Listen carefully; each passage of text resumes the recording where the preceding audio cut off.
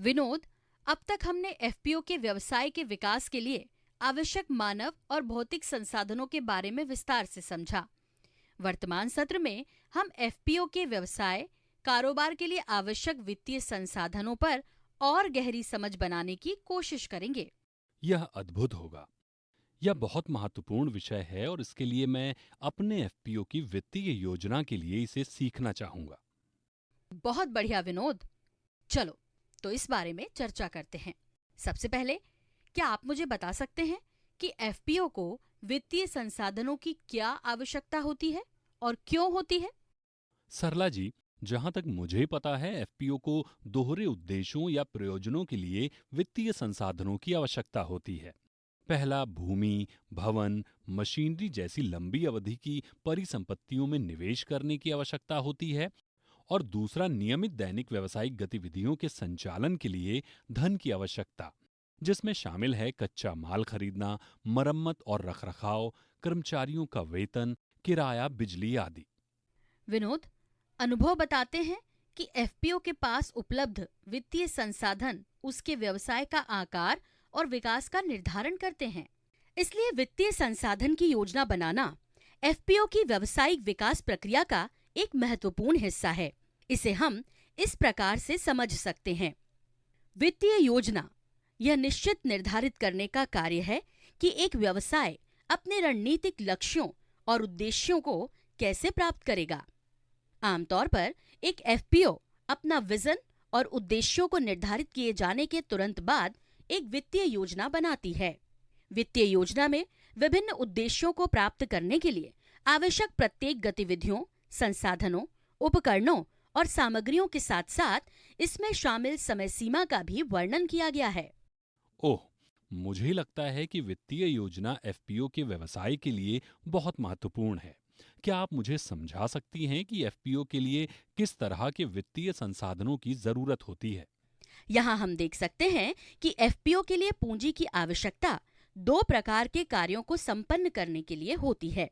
पहला, वह पूंजी जिसकी आवश्यकता एक बार होती है और एफपीओ के व्यवसाय के घटने बढ़ने के साथ उसकी मात्रा पर कोई फर्क नहीं पड़ता। उसे हम स्थिर पूंजी या लागत कहते हैं। यह लागत स्थिर प्रकृति की होती है। दूसरा, ऐसी पूंजी जो नियमित रूप से आवश्यक होती है और व्यापार घटने बढ़ने के साथ उसकी मांग भी बदलती है, उसे कार्यशील पूंजी कहा जाता है। यह लागत परिवर्तनशील प्रकृति की होती है। यह बहुत उपयोगी है। सरला जी, क्या आप इसे और अधिक विस्तार से समझा सकती हैं? जरूर विनोद। सबसे पहले हम एफपीओ के संदर्भ में स्थिर पूंजी की अवधारणा को समझते हैं।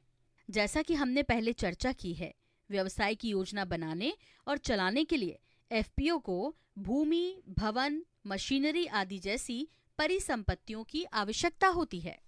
स्थिर पूंजी का उपयोग इन भौतिक बुनियादी फिजिकल इंफ्रास्ट्रक्चर सुविधाओं को विकसित करने या बनाने के लिए प्रयोग किया जाता है, जो एफपीओ के लिए अचल संपत्तियां बन जाती हैं। ये अचल संपत्तियां दीर्घकालिक उपयोग के लिए होती हैं और इन्हें जल्द से जल्द नकदी में परिवर्तित नहीं किया जा सकता।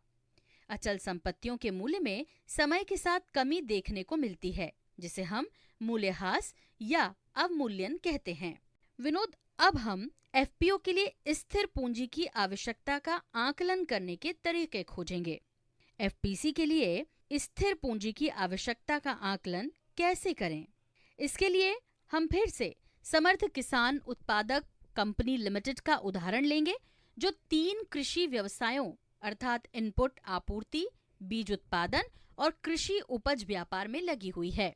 तो चलिए इस तालिका में सभी अचल संपत्तियों और उनके आर्थिक मूल्य को रखते हैं। इसमें हमें समर्थ एफपीओ के कारोबार के लिए पूंजी की आवश्यकता का अनुमान मिलता है।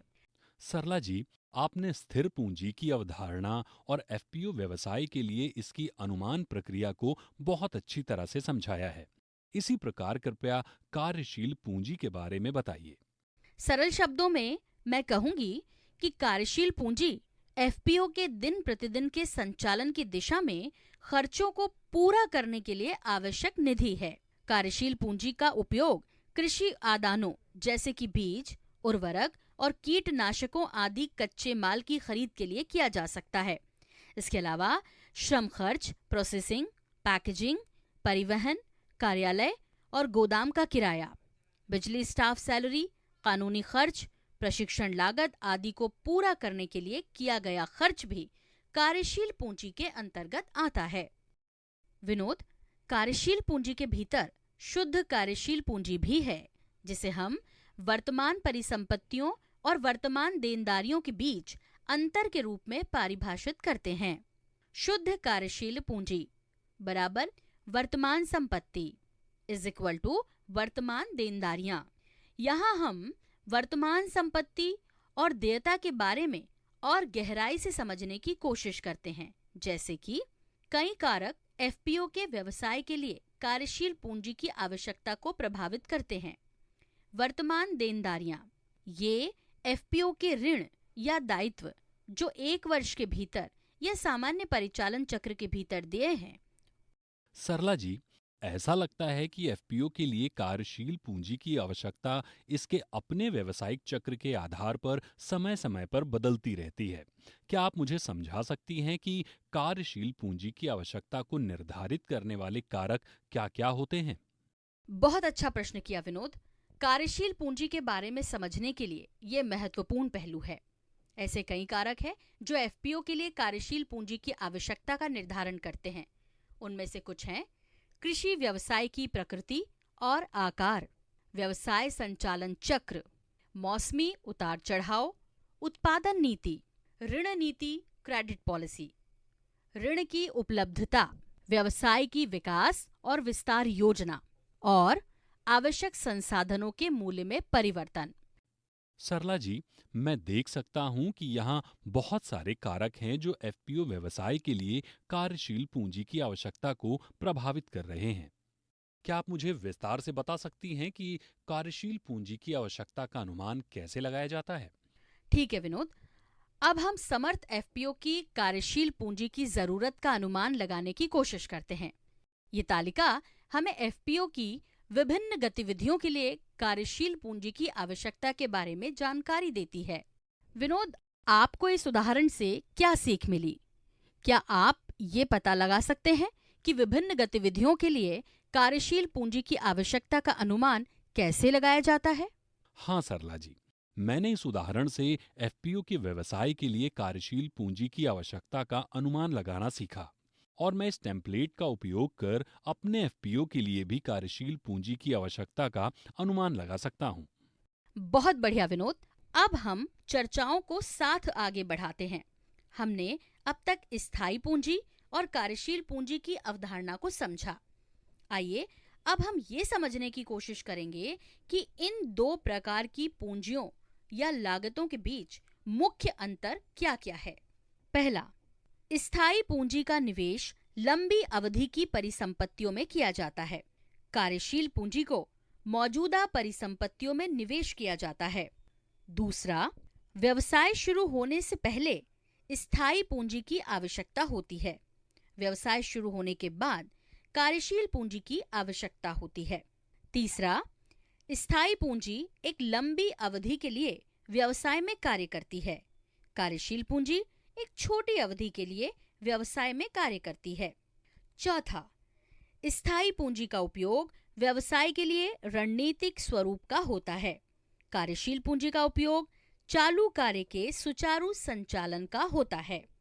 स्थायी और कार्यशील पूंजी की अवधारणा को समझने के बाद विनोद, क्या आप सत्र की प्रमुख शिक्षा को संक्षेप में दोहरा सकते हैं? हाँ सरला जी, जरूर। मैं यह संक्षेप में बताने की कोशिश करता हूँ। पहला, एफपीओ के कामकाज में स्थायी पूंजी और कार्यशील पूंजी की महत्वपूर्ण भूमिका होती है। दूसरा, स्थायी पूंजी व्यवसाय चलाने के लिए स्थायी संपत्ति बनाती है, जबकि कार्यशील पूंजी एफपीओ के दिन प्रतिदिन के व्यवसाय संचालन के लिए आवश्यक है। तीसरा, कार्यशील पूंजी का उचित प्रबंधन एफपीओ के व्यवसाय के सुचारू संचालन को सुनिश्चित करता है।